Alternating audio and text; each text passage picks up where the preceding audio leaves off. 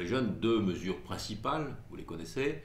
La première, c'est le contrat de génération qui permet d'associer à la fois le jeune qui entre dans l'entreprise, on lui met le pied à l'étrier, et le senior, comme on dit, qui est dans l'entreprise et qui y reste pour former le jeune, lui passer son savoir. Des modalités de financement sont assez simples, en utilisant notamment des ressources qui sont déjà dans le jeu, notamment les exonérations générales de charges, dites Fillon. Et la deuxième grande mesure, ce sont les emplois d'avenir, n'est-ce pas? Nous avions dans un premier temps annoncé 300 000, nous sommes plutôt sur 150 000, mais au fond, le chiffrage, nombre annoncé n'est pas le plus important, il en faut un certain nombre, bien entendu. Ce qui compte surtout, c'est de lancer la dynamique.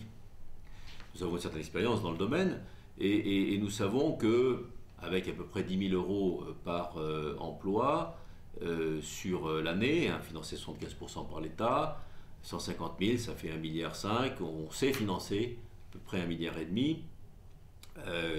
sur le début de la législature, et naturellement, si le programme prend de l'ampleur, nous accompagnerons le mouvement. Pourquoi? D'abord parce qu'il y a un vrai besoin de créer des emplois rapidement chez les jeunes, mais en même temps, il y a un vrai besoin dans l'économie pour occuper ces emplois qui sont dans le secteur associatif, dans le secteur du développement durable, en direction des jeunes, notamment, surtout, des quartiers défavorisés.